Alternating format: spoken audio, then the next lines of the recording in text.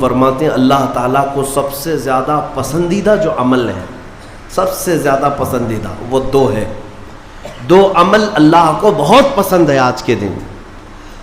فرمایا میرے آقا صلی اللہ علیہ وسلم وہ دو عمل کیا ہے؟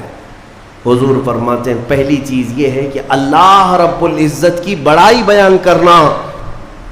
اللہ اکبر اللہ اکبر اللہ اکبر لا الہ الا اللہ اللہ اکبر اللہ اکبر وللہ الحمد۔ یہ اللہ رب العزت کی بڑائی، تکبیر، اللہ سب سے بڑا ہے، یہ تکبیر بیان کرنا پہلا عمل اللہ کو سب سے زیادہ پسند ہے۔ دوسرا عمل استغفار، استغفر اللہ استغفر اللہ استغفر اللہ استغفر اللہ ربی من کل ذنب واتوب الیہ۔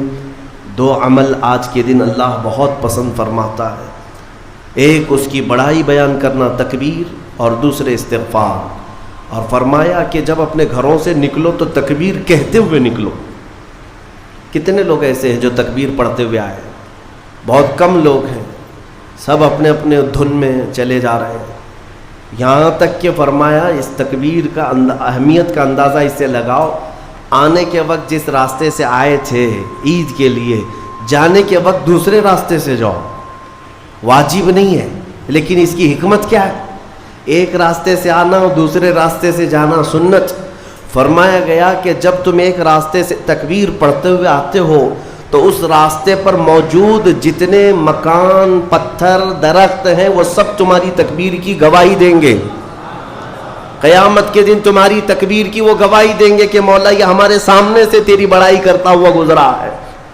تو ہو سکے دوسرے راستے پر بھی گزرو تاکہ زیادہ سے زیادہ ان تمام چیزوں کو اپنی تکبیر کا گواہ بنایا جا سکے۔ تو اس سے اندازہ کریں کہ تکبیر آج کے دن بہت اہمیت کی حامل ہے، اور اسی تکبیر کی آج ضرورت بھی ہے مسلمان کو۔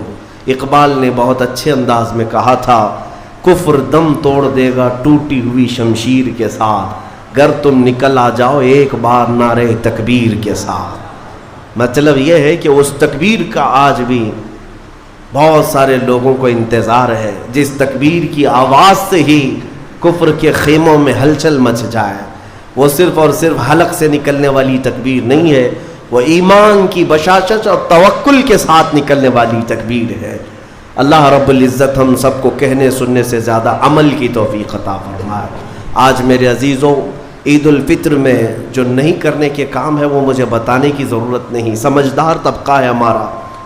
آج شام تک ایک بات طے کر کے رکھ لینا، کیونکہ کل رات کو ہی شیطان آیا ہے چھوٹ کر کے قید سے، اور وہ اپنے پورے فورس کے ساتھ چاہتا ہے کہ تمہیں کسی نہ کسی طرح سے ان راستوں سے لے کر گناہوں کے اڈوں پر لے جاؤ۔ کتنے ایسے لوگ ہیں جو ایک ہی دن میں اس کے شکنجے میں پھنس جاتے ہیں، یہ ان کا معاملہ ہے۔ اسی لیے آج شام تک اپنے آپ کو کنٹرول کرو کہ میں نہ آج گانے بجانے، سینما اور جوؤں کی طرف جاؤں گا، اور نہ ہی بے حیائی کے اڈوں کی طرف جاؤں گا۔ آج کا دن اللہ رب العزت اپنے فرشتوں پر رشک فرماتا ہے۔ توجہ تو چاہتا ہوں، توجہ۔ عید کے دن جب بندے سجدے میں گرتے ہیں، عیدگاہ ہو کہ مسجدیں ہو، جیسے ہی تم عید کے دن سجدے میں چلے جاتے ہو، یہ لمحہ کون سا ہے جانتے ہیں آپ؟ یہ لمحہ کون سا ہے؟ جس دن دنیا پوری، آپ بھی رمضان بھر سجدے میں گئے ہوں گے، عبادتیں کر کے بھیک کیا مانگتے تھے؟ اللہ تو راضی ہو جا۔ ہم یہاں مانگ رہے تھے، لیکن عید کے دن کے سجدے کے بارے میں فرمایا گیا، جیسے ہی امت سجدے میں جاتی ہے، مولا سارے فرشتوں میں اعلان فرماتا ہے، فرشتوں آؤ دیکھو میرے بندے، میں ان سب سے راضی ہوں اور ان سب پر مجھے رشک آتا ہے۔ آج دنیا خوشیوں میں ڈوب کر کے عیاشی کرنا چاہتی ہے، لیکن میرے یہ بندے ہیں جو دنیا کو ترک کر کے میری بارگاہ میں سجدہ ریز ہیں۔ آج مولا رب العزت رشک فرماتا ہے فرشتوں پر۔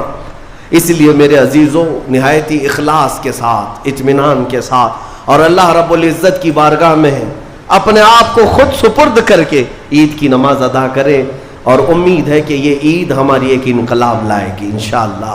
جو حالات آج پیدا ہو چکے ہیں میں اس کے لیے بھی گزارشتاً یعنی معروضتاً یہ عرض کروں گا کہ آپ امن و امان کو برقرار رکھیں، امن و امان کو برقرار رکھیں، یہ بہت ضروری چیز ہے۔ مجھے افسوس ہے یہاں کے بھی حالات اور پورے ہندوستان کے بھی حالات جس طرح سے اپنائے جا رہے ہیں۔ یہودیوں کی ایک بڑی سازش تھی خلافت عثمانیہ کے زمانے میں۔ وہ کیا کرتے تھے کہ مسلمانوں کو بھڑکانے کے لیے، ورغلانے کے لیے کچھ ان کی مقدس چیزوں کی توہین کرتے تھے کسی ایک کے ذریعے سے، اور جب مسلمان بھڑک جاتے، باہر آتے، تو پھر ان کے بیچ میں یہ یہودی بھی داخل ہوتے تھے، باضابطہ یہ طریقہ اپناتے تھے، اور پھر مسلمانوں میں آپس میں لڑا دیتے تھے۔ اس کے بعد وہاں سے خلافت کے خلاف اعلانات بھی کرتے تھے، اس میں یہودی داخل ہوتے تھے۔ تو اس طرح بھیڑ جمع کر کے باہر ورغلانا، لوگوں کو اکسانا، یہ ان کا کام تھا تاکہ زیادہ سے زیادہ مسلمانوں کا نقصان ہو سکے۔ اسی لیے میں چاہتا ہوں کہ اپنے غم و غصے کا اظہار صرف بھیڑ سے نہیں ہوتا، جس میں اعلیٰ حضرت فاضل بریلوی رضی اللہ تعالیٰ عنہ نے بھی ارشاد فرمایا کہ مسلمانوں کو اس طرح سے کھلے طور پر کسی چیز پر جمع کر لینا جس سے خطرات لاحق ہوں ناجائز ہے۔ آپ ان چیزوں کا بہت خیال رکھیں کہ دشمن طاقتیں آج یہی چاہتی ہیں کہ تمہیں اکسا کر، ورغلا کر تمہارا زیادہ سے زیادہ نقصان کر سکیں۔ پچھلے 2 سال کا عرصہ گزر گیا، بنگلور میں بھی ایک حادثہ ہوا تھا، وائلنس ہوا تھا، غالباً رمضان کے موقع پر ہی 125 کے قریب نوجوان 2 سال سے ابھی تک جیلوں میں بند ہیں، کچھ چھوٹ گئے، کچھ ابھی تک باقی، اس میں کئی سافٹ ویئر انجینئر ہیں اندر بیٹھے ہوئے ہیں۔ تو یہ سب حالات دل کو دہلا دیتے ہیں۔ آپ امن و امان کو برقرار رکھیں، اور جب تک اپنے بڑوں اور بزرگوں کی طرف سے کوئی بات نہ آئے آپ کوئی بھی چیز اپنے ہاتھ میں نہ لیں، اور اللہ کریم ہم سب کو ماحول میں امن و امان برقرار رکھنے کی توفیق عطا فرمائے، اور ظالموں کے شر سے مولا ہماری حفاظت فرمائے۔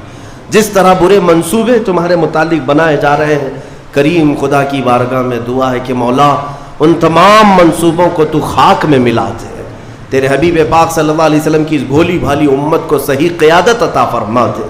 رب العالمین، آج کے عید کے دن جب تو سب کو نواز رہا ہے تو اس غریب امت کو مولا تو رحم و کرم سے نواز دے، تیرے حبیب پاک صلی اللہ تعالیٰ علیہ وسلم کا سچا عشق اس پوری امت کو عطا فرما دے۔